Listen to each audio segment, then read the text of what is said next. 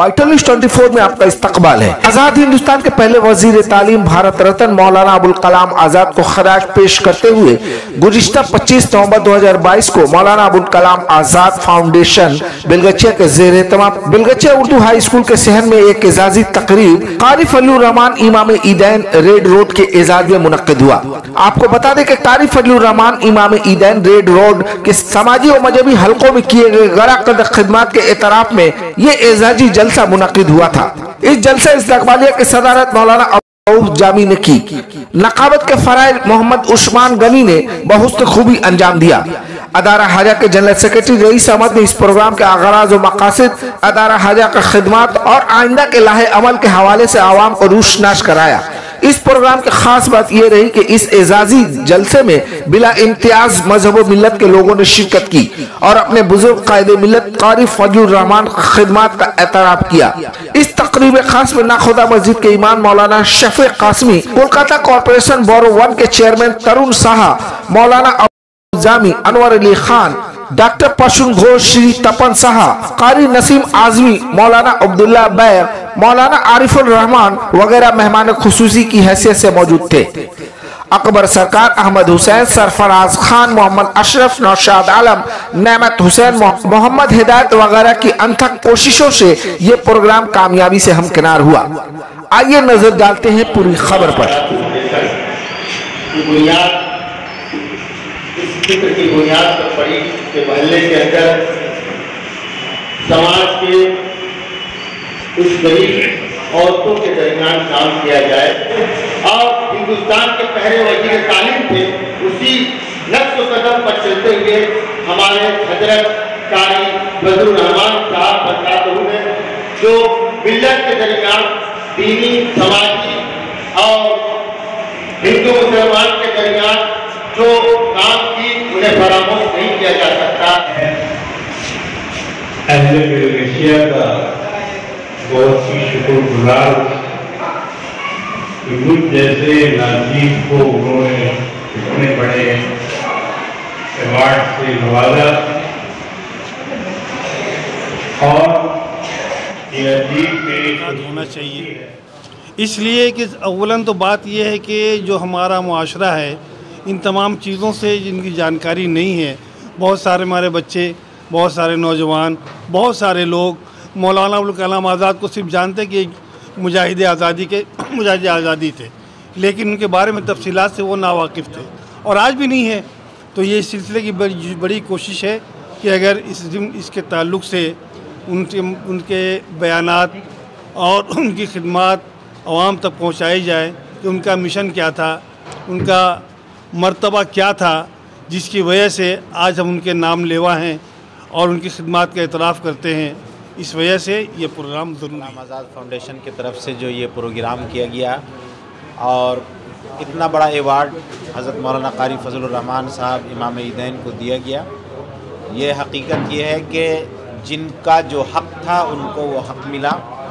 और इसमें सबसे बड़ी बात यह है कि जो हमारे मुल्क की गंगा जमनी तहज़ीब होती है, जो हमारे यहाँ का एक कल्चर है, ख़ासकर पश्चिम बंगाल का, पूरे भारत का, कि हम लोग हिंदू मुस्लिम सब मिलजुल कर के रहते हैं, तो ये आज स्टेज में देखने को मिला और इसमें सब लोगों की शिरकत हुई और इसके लिए हम कारी साहब को मुबारकबाद देते हैं और बेलगछिया के तमाम लोगों को मुबारकबाद पेश करते हैं। इसी के साथ हमारे साथ जज साहब हैं, मंत्री साहब हैं, हज़रत मौलाना अब्दुल रहमान जामी साहब और उनकी पूरी टीम को हम मुबारकबाद पेश करते हैं। इस तरह काम करने वालों के खिदमत का एतराफ़ होना चाहिए और उनकी हिम्मत अफजाई होनी चाहिए। दुनिया से जब लोग चले जाते हैं तो लोग उनके लिए बड़े बड़े जलसे करते हैं, लेकिन ज़िंदगी में उनकी कदर होनी चाहिए और उनके लिए काम करना चाहिए, उनके साथ मिल कर के करना चाहिए। अबुल कलाम आज़ाद ये फाउंडेशन के द्वारा मौलाना साहब को सिर्फ सम्मान नहीं, उसका आशीर्वाद भी हम लोगों में बंटाया और कितने सारे बड़े बड़े हस्ती है, जज साहब से लेके बहुत बड़े बड़े हस्ती आए थे। ऑनरेबल तरुण साहा आए थे, बोरो चेयरमैन अनवर साहब आए थे, पप्पू कुंडू आए थे, ये छोटे बहुत सारे जितने मौलाना साहब आए, सबकी तरफ से मैं यही बताऊंगा, बेलगछिया को अच्छा करने के लिए आप लोग दुआ करिए जितना हम लोगों से हो सके बिलगाछिया के लिए, बिलगाछिया के आवाम के लिए हम लोग करते थे, करते हैं और आने वाले दिन भी करते रहेंगे। আমরা নতুন প্রজন্মকে এই মৌলানা আজাদ সম্বন্ধে কিছুই জানতে দিই না বা জানাতে চাই না। এইটা কিন্তু খুবই প্রয়োজন। ওনার যে কর্মযোগ্য ভারতবর্ষের ওপর করে গেছে, উনি কিন্তু ভারতীয় লোক না, অথচ ভারতবর্ষের ওপর ওনার কর্মযোগ্য। আমরা যেরকম মাদার টেরেসাকে দেখেছি, বিদেশি হলো ভারতবর্ষের ওপর করে গেছে। এই মৌলানা আজাদ ভারতবর্ষের অবদান অতুলনীয় এবং আমাদের পরবর্তী জেনারেশনকে তার আদর্শে অনুপ্রাণিত করার জন্য, শিক্ষাকে উন্নতি করার জন্য ওনাকে অনুসরণ করা দরকার। অতএব নতুন প্রজন্মকে এই মৌলানা আজাদের সম্বন্ধে আরও বিশেষ করে জানা। कलाम आज़ाद फाउंडेशन बेलगछिया ये बहुत पुराना अदारा है। ये अदारा बहुत सारे समाजी काम करते रहते हैं, मगर इस बार 2022 में हम लोगों ने तय किया कि मौलाना अबुल कलाम आज़ाद का जो कारनामा था हिंदुस्तान में, जिन्हें उन्हीं कारनामों के बुनियाद पर उन्हें भारत रत्न अवार्ड और फ्रीडम फाइटर जैसी शख्सियत को एजुकेशन मिनिस्टर से नवाजा गया और मुल्क के 2 बार एजुकेशन मिनिस्टर रहे मौलाना अबुल कलाम आज़ाद।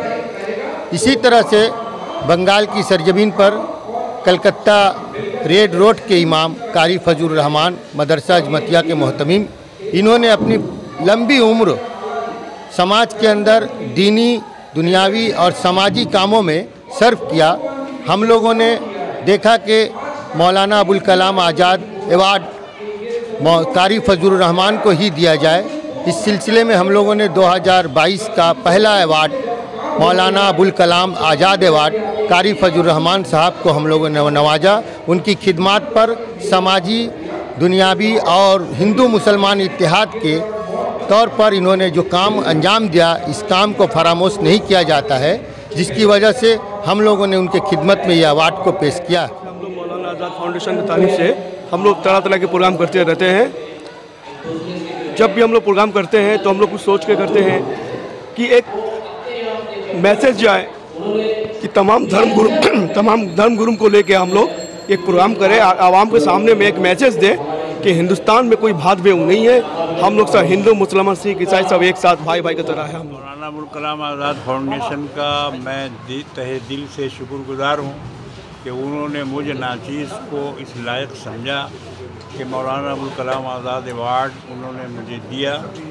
मैं तमाम अहले बेलगछिया का शुक्रिया अदा करता हूँ और उनसे अपने लिए दुआ की दरख्वास्त करता हूँ। ये एक ऐसी चीज़ है कि इसको जारी रखना चाहिए और भी हमारे बड़े बुज़ुर्ग और मिल्लत के हमदर्द और मिल्लत के खिदमतगुजार हज़रात मौजूद हैं, तो उनको भी एजाज़ देना चाहिए और उनके लिए भी इस तरह की चीज़ें मुकर्रर करनी चाहिए ताकि उनकी हौसला अफजाई हो। ये एक बड़ा अच्छा काम मौलाना अबुल कलाम आज़ाद फाउंडेशन ने किया है। इस तरह से हमारे यहाँ लोगों के अंदर काम करने का हौसला पैदा होता है और उनका दिल आगे बढ़ता है, दिल मजबूत होता है, काम करने का शौक़ पैदा होता है। तो ये बहुत अच्छी चीज़ है।